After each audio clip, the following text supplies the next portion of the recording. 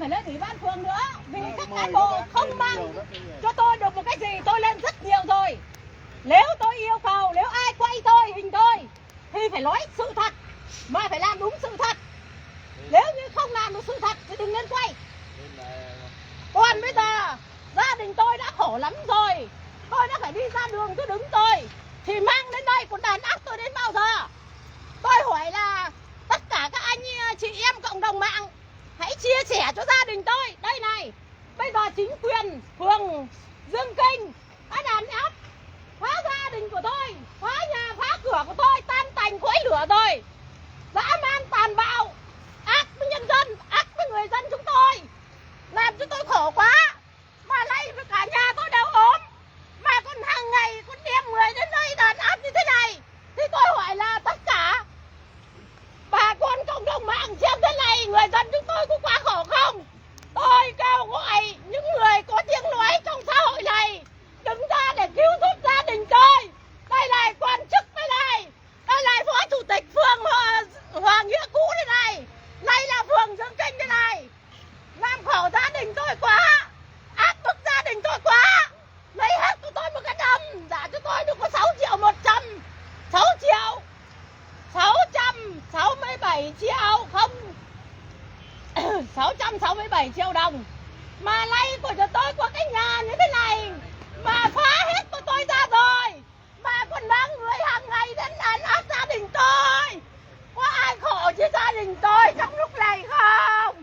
Cả nước đang không mình, xóa nhà tranh nhà tạm mà làm khổ gia đình tôi thế này à? Ôi cộng đồng mạng ơi, kêu giúp gia bà kêu vừa thôi, không lại lăn ra đây bây giờ. Tôi làm rồi, tôi đã ôm, tôi đã khổ, tôi nói là tôi ôm mà sao mà cái hành họ hạ tôi cả ngày lẫn đêm thế này rồi. Ôi, ôi trời ơi, ôi ông chủ tịch Vương ơi, ông chủ tịch Đặng Xuân Hiền ơi, sao ông ác với dân thế này ông chủ tịch ơi? Ôi ông chủ tịch ơi, sao ông làm khổ người dân chúng tôi thế này? Cả một cái cơn ơi, vợ chồng tôi làm đến vất vả mấy chục năm rồi. Ôi trời ơi, ôi trời ơi, tôi đã bảo là tôi ôm tôi mệt, làm sao lại vẫn đàn áp gia đình tôi thế này?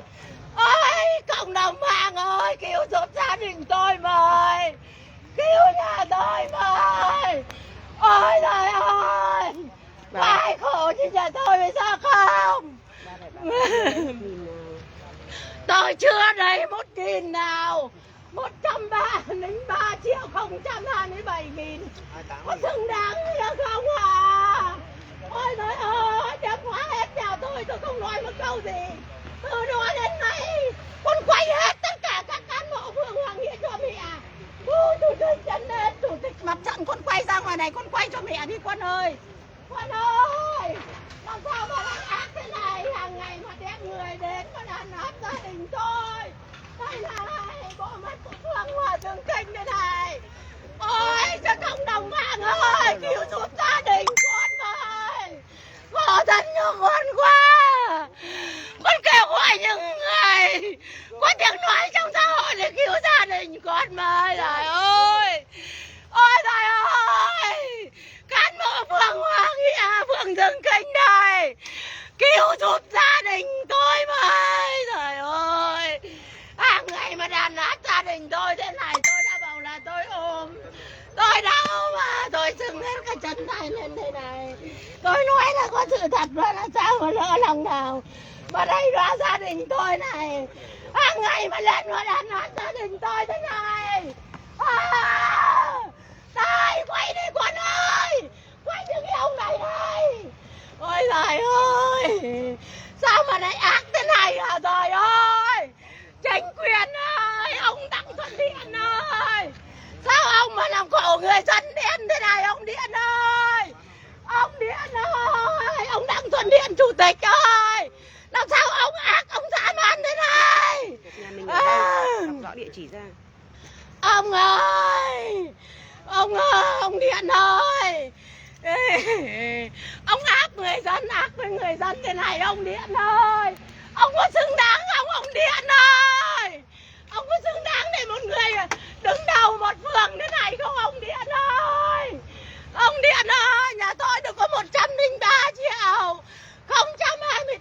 1.000 đồng ông Điện ơi. Ông Điện ơi, tôi đã bảo là tôi ốm, tôi đau hàng ngày, tôi phải đi tiêm. Mà làm sao mà công an phường rồi.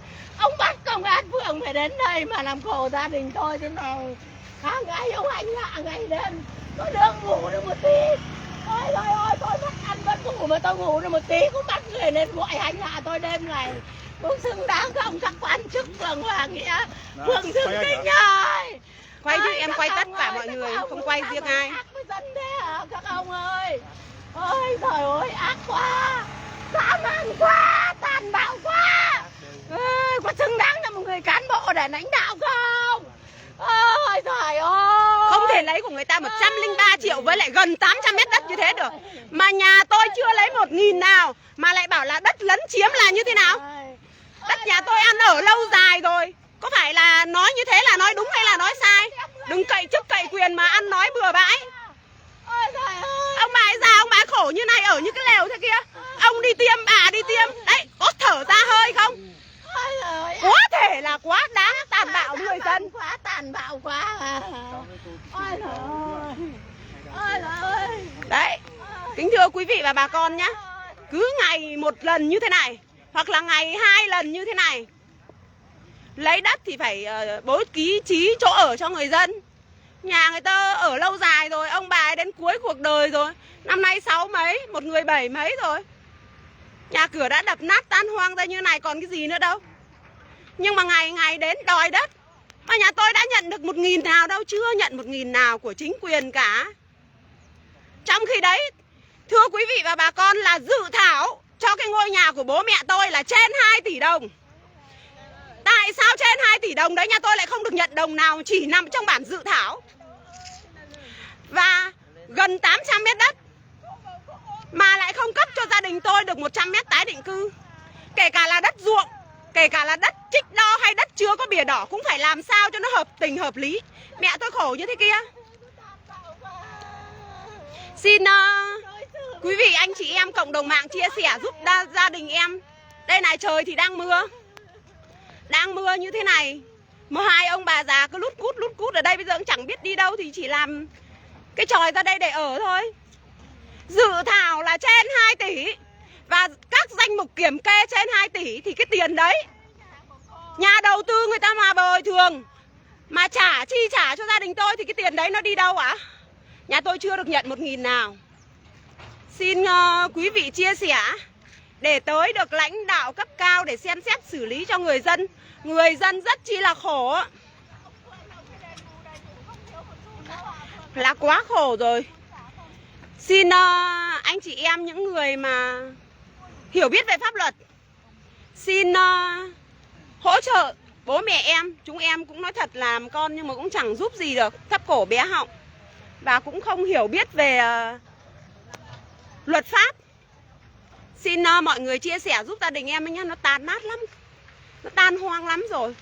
Bây giờ cưỡng chế xong là lấy đất của nhà em bàn giao lại cho Vin. Nhưng mà nhà em chưa được nhận 1.000 nào. Thế chúng em đi đâu bây giờ? Bê chúng em ra đường đặt à? Đấy, các bác công trường ở bên Vin đây, các bác vào đây các bác xem bố mẹ em như này đã khổ chưa? Em xin chân thành cảm ơn tất cả mọi người ạ.